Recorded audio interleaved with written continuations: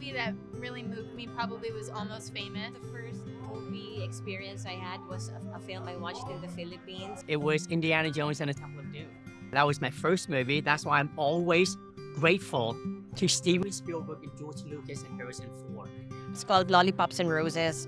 It was about this young love, this teen love, and I was a kid, and yeah, it was my first cinematic experience. It felt very magical to me.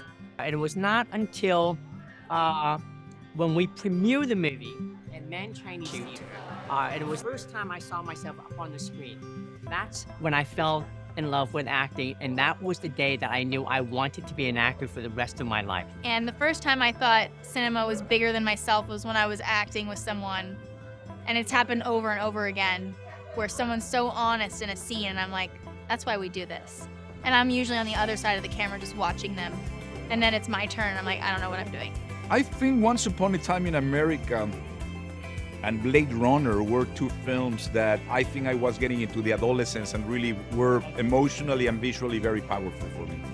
In terms that I became to consider something that I could get into that. Always films has get me since I was a kid, but in the particular direction of become part of that, I think those two films can be important. Yeah, it was a movie called Benji. It's about a dog that saved a little kid from being kidnapped. Like, to this day, I remember how I felt. It was the first time I ever cried in the theater, and realizing the power of film, that something that wasn't real could make me feel that deeply. Before Everything Everywhere All at Once, I was invited to a tastemaker screening of Honey Boy that Alma Harrell directed. And I remember sitting in that small, intimate theater and just feeling completely moved by that movie. And I had already found out that I was going to be filming Everything Everywhere, but it was the first movie that I got to really see, knowing I was about to make one. And I remember just thinking in that movie theater, movies change lives. And I'm so excited, and I've really fallen deeply in love with cinema. My dad is a sailor or a hobbyist, and every summer we would go on a sailing trip instead of a vacation on a pretty small boat. And we were always in these very exotic locations, but we were not at the actual luxury resort on the beach in St. Martin. We were anchored out at sea in eye shot of people having a great time. And I hated it. We had a small television on board with a VHS player, and he had rented 3 movies from Blockbuster or whatever. One was 8½, the original Westworld, and The Witches of Eastwick. All movies that I still love today.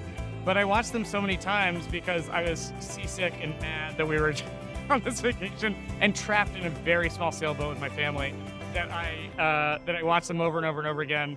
And I remember it being the first time that I thought, I was already into art, but that's an artistic form, and there's kind of an author of this thing, and it's kind of a personal expression. And that was when I got into movies, as an escape from my family. I remember when I was a kid and I saw The Chronicles of Narnia with my grandma, and I walked out of the theater and there were storm clouds coming, and I thought that I had the power to talk to the storm clouds. So I remember secretly doing my fingers like this and thinking that I was telling them to come closer. And then it rained and I was like, oh, magic press. I don't remember when cinema would have a deep impact on my life. I do remember my first moment in a movie. I had to say, "Flowers for Mrs. Salmon." That was my line. And I remember I got £150 for it. And it was in a Joan Collins movie called The Bitch. I have a better memory of the first play that I saw. And because we were taken to pantomimes when we were kids, and I remember there's a pantomime called Give a Dog a Bone. The main character was a dog, and I forget what the plot was, but I kept trying to help him solve the plot from the audience. He was trying to find something, and whatever it was in Paddington, and I would keep yelling, "It's in Paddington Station!" from the audience. And eventually he stopped the show and went, "I know, little boy, but I'm not supposed to find it till Act 3.